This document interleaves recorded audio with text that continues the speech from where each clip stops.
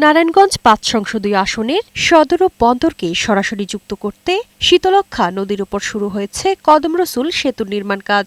৭৩৫ কোটি ১৮ লাখ টাকা ব্যয়ে বাংলাদেশে এই প্রথম নির্মিত হচ্ছে কেবল স্টেট এ সেতু।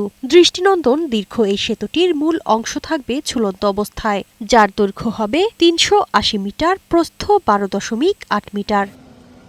২০১৮ সালের ৯ অক্টোবর সেতুর অনুমোদন হলেও নানা জটিলতার কারণে তখন শুরু হয়নি প্রকল্পের কাজ। পরে ২০২৫ সালের ১৭ জুলাই থেকে শুরু হয় জমি অধিগ্রহণ ও অবমুক্তকরণ। প্রকল্পের মেয়াদ ২০২৬ সালের জুন মাসে শেষ হওয়ার কথা থাকলেও দ্বিতীয় দফায় মেয়াদ বাড়িয়ে তা ২০২৮ সালের জুন মাস পর্যন্ত সময়সীমা নির্ধারণ করা হয়েছে। তবে সেতুর পশ্চিম অংশে রেলওয়ের জায়গা লিজ এবং অবৈধ স্থাপনার কারণে থমকে আছে সেতু নির্মাণ কাজ। নৌকাডুবে অনেক মানুষ মারা যাচ্ছে, ঠিক আছে, তখন ব্রিজটা গেলে মানুষ মারা যাবে না। যেটা সর্বসকলের জন্য ভালো, সেটা করে দেওয়া ভালো। পশ্চিম অংশে রেলওয়ের জায়গা, মার্কেট ও অবৈধ স্থাপনা দ্রুত অপসারণের জন্য জনপ্রতিনিধিদের হস্তক্ষেপ কামনা করেছেন বন্দর উন্নয়ন ফোরামের যুগ্ম সম্পাদক অ্যাডভোকেট মোহাম্মদ শরীফুল ইসলাম শিপলু। নির্মাণকারী প্রতিষ্ঠানের কাছে হস্তান্তর করা না হয় তাহলে সেতুর কাজটা হয়তো বাধাগ্রস্ত হবে বা বন্ধ হয়ে যাওয়ার উপক্রম হবে। সংশ্লিষ্টদের সাথে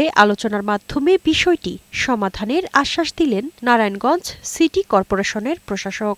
৫ নং ঘাট দিয়ে যে ব্রিজটা হচ্ছে শীতলক্ষ্যা ব্রিজ, এই সেতু কর্তৃপক্ষ এবং এটার ব্যাপারে যে সকল স্টেক হোল্ডার আছে তাদের নিয়ে আমরা বসব। দৃষ্টিনন্দন এই সেতুটি ভরা বর্ষায় পানি থেকে প্রায় ৬০ ফুট উচ্চতায় থাকবে। দ্রুত বিষয়টির সমাধান হলে নির্ধারিত সময়ের মধ্যে প্রকল্পের কাজ শেষ হওয়ার আশা প্রকল্প পরিচালকের। এই সেতু হলে এই দুই যে সদর বন্দরের মধ্যে যে একটা জীবনের যে মানে ডেভেলপমেন্ট, সেটা আরো বাড়বে। আমাদের এই যে সেকশনটা আছে এটা হচ্ছে শীতলক্ষ্যা স্পেশাল সেকশন। এই সেকশনে কেবল স্টেট ব্রিজটা আমরা এই পদ্ধতিটা গ্রহণ করছি। শারমিন রিমি, বৈশাখী সংবাদ।